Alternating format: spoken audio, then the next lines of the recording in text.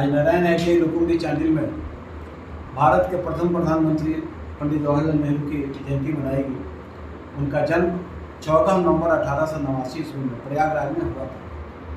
वो मोतीलाल नेहरू के पुत्र थे और बहुत ही संपन्न परिवार से आते थे। उसके बावजूद भी अपनी संपन्नता को छोड़ करके उन्होंने आज़ादी के आंदोलन के लिए अपने पूरे जीवन को आहुति दे दिया और वो 1930 से 35 के बीच में कई बार जेल में गए, नमक सत्याग्रह में बढ़ चढ़ करके भाग लिए और 1939 में कांग्रेस के लाहौर अधिवेशन में उनको कांग्रेस का अध्यक्ष चुना गया।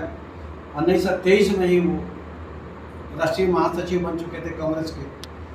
1946 में उनको इंटरिम प्रधानमंत्री बनाया गया जिसमें मुस्लिम लीग भी शामिल था और 15 अगस्त 1947 को जब देश आज़ाद हुआ तो नेहरू जी को देश का प्रधानमंत्री बनाया गया। नेहरू जी बिल्कुल सामाजिक समरसता, सोशल इंजीनियरिंग और उन्नत भारत के विषय में हमेशा सपना देखते थे।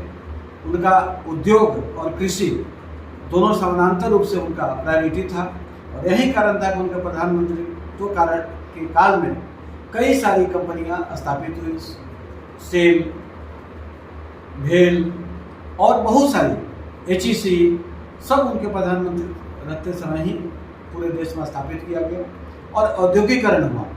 उनका झुकाव थोड़ा रशिया की तरफ जरूर था, लेकिन उनके मन में समाजवाद और पूंजीवाद दोनों के बीच का रास्ता लेकर के नेहरू जी चलते थे। नेहरू जी एक ऐसा प्रधानमंत्री थे जो डेमोक्रेसी में विश्वास करते थे और अपने सारे विपक्षी को साथ में लेकर के उनका प्रयास होता था।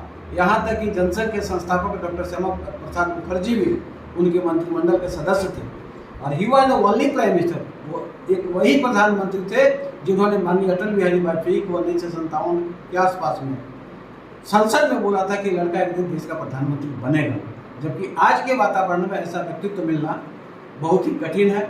आज हम लोग अपने कॉलेज के तरफ से और अपने संस्था के तरफ से उनको भावभीनी श्रद्धांजलि अर्पित करते हैं और आशा नहीं पूरा विश्वास करते हैं कि फिर से एक स्टेटसमैन देश में पैदा हो और देश को उन्नति के रास्ते पर ले चले। बहुत बहुत धन्यवाद।